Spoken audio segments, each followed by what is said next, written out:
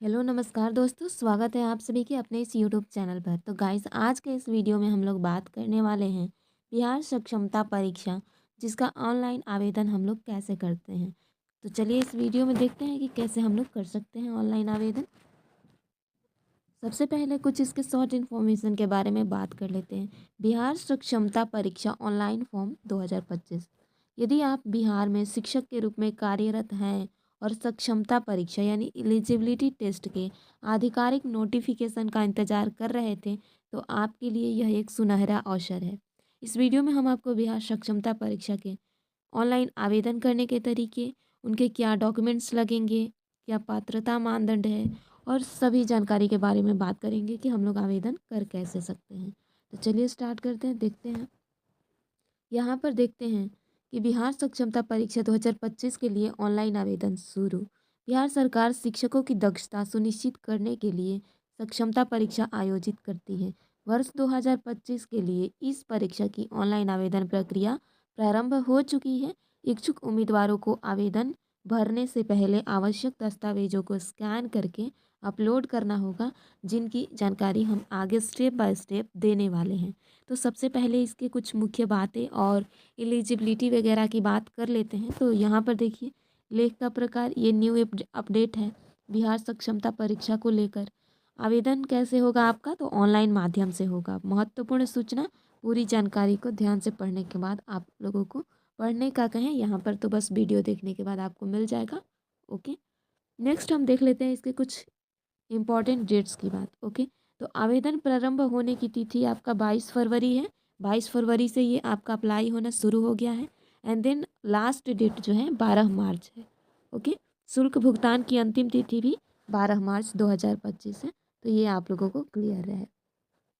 आगे बात कर लेते हैं हम लोग पात्रता मानदंड की। ये एलिजिबिलिटी, यहाँ पर मतलब कि एलिजिबिलिटी क्या है। ओके, तो इस परीक्षा में वे सभी शिक्षक आवेदन कर सकते हैं जो निम्नलिखित योग्यताओं को पूरा करते हैं।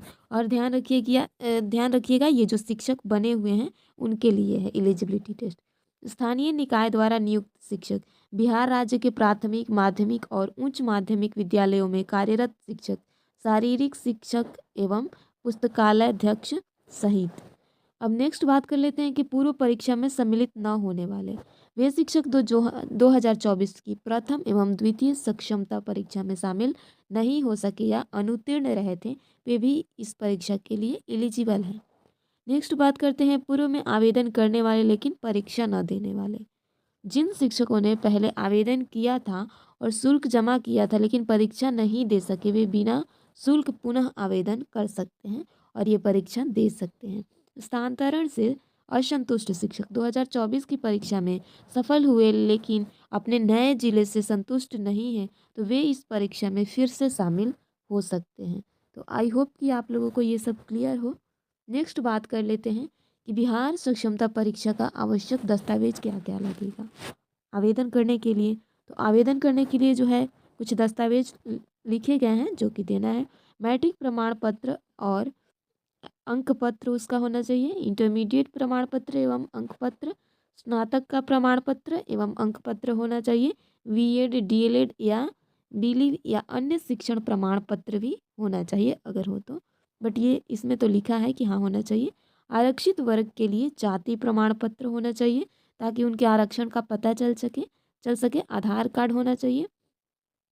टीटी या सीटीईटी या एसटीईटी प्रमाण पत्र होना चाहिए। ओके, यानी कि सीटेट होना चाहिए या टेट होना चाहिए या एसटेट होना चाहिए। तो ये सब क्लियर होना चाहिए आप लोगों के पास, मतलब होना चाहिए प्रमाण पत्र।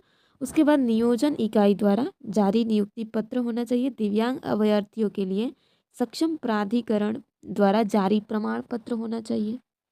तो आई होप कि आप लोगों को ये सब पॉइंट्स एक एक क्लियर हो। नेक्स्ट बात कर लेते हैं आवेदन शुल्क की।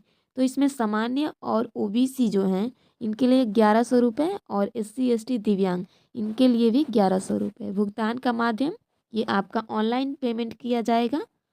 उसके बाद देख लेते हैं कि आवेदन हम कैसे करेंगे। तो ऑनलाइन आवेदन करने की पूरी प्रक्रिया के लिए इन चरणों का पालन करना होगा जो कि अगले स्टेप में बताई हूँ। सबसे पहले तो यहाँ नया रजिस्ट्रेशन करना होगा।